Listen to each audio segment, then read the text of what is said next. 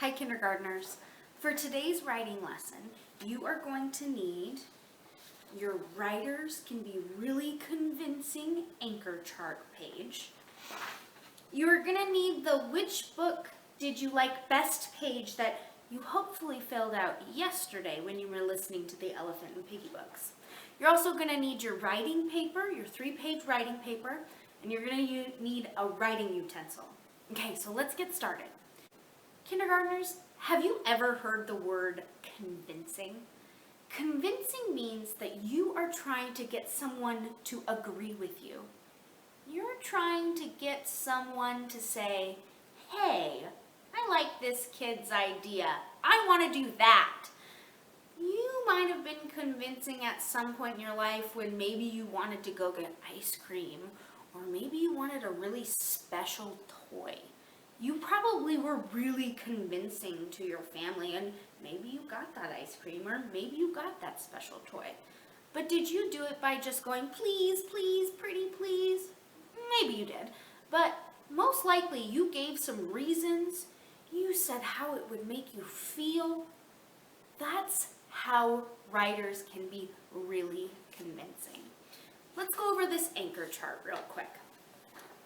So here's some ways that writers can be really convincing. They can really get those readers to agree with them. First, you're going to tell your opinion. So you're going to say, I think we should get ice cream. Then you're going to give some reasons. You have to say that word because.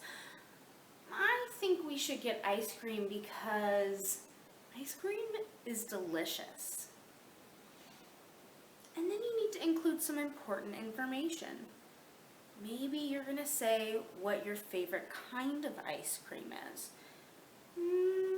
Maybe you're going to say why you deserve the ice cream. Maybe saying something like, I worked really hard to clean my toys today, so I think I deserve the ice cream. And then you're going to show big feelings. If you get me this ice cream, Mom and Dad, it's going to make me the happiest kid in the world. We do this when we talk to our families, but we also do this with our writing. And I'm going to show you kind of how that works. Okay. So yesterday you filled out this page. You decided which book you like best. I personally chose the book, A Big Guy Took My Ball. And I'm going to tell you why I chose that one. So first you drew a picture of your favorite part. My favorite part was when Elephant was really surprised at how big Whale was. You're going to say how this book made you feel. Well, I felt surprised. I also felt happy. Then you're going to say, do you think other people should read this book? Yes, no, maybe. Maybe you're trying to convince somebody not to read this book because you didn't like it. Maybe you're trying to say, well, you could read it, but you also don't have to. It's not going to change your life.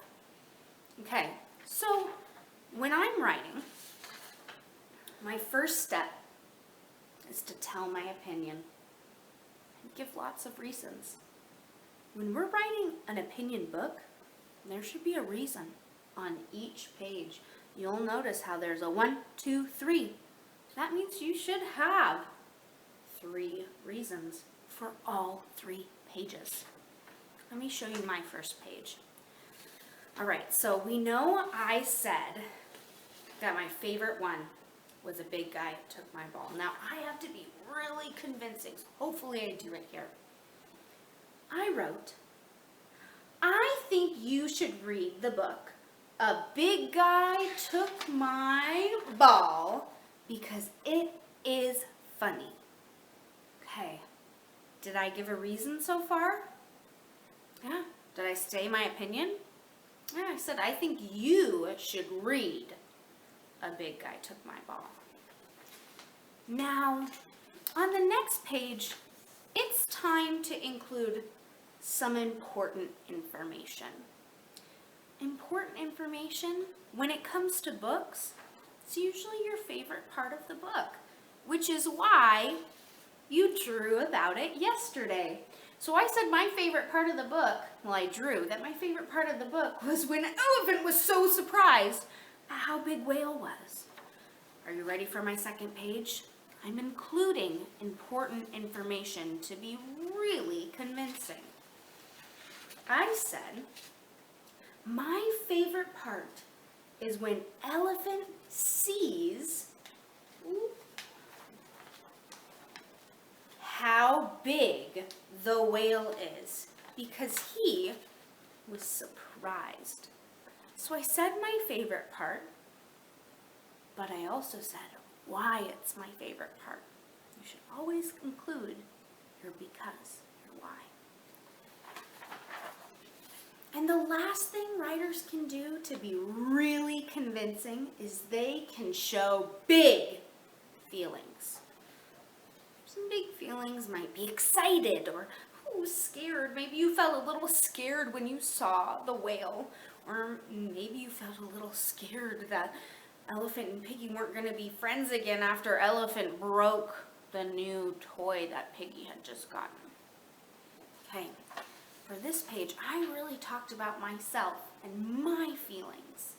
How did I feel when I was reading this book? Here's what I wrote. This book made me feel happy because they all became friends at the end. So those are my 3 pages. The first page has my opinion and some reasons. The second page has my favorite part. And the third page has some big feelings. These are some ways you can be really convincing when you are writing about your favorite Elephant and Piggy book this week. All right, now it's your turn. Good luck, kindergartners.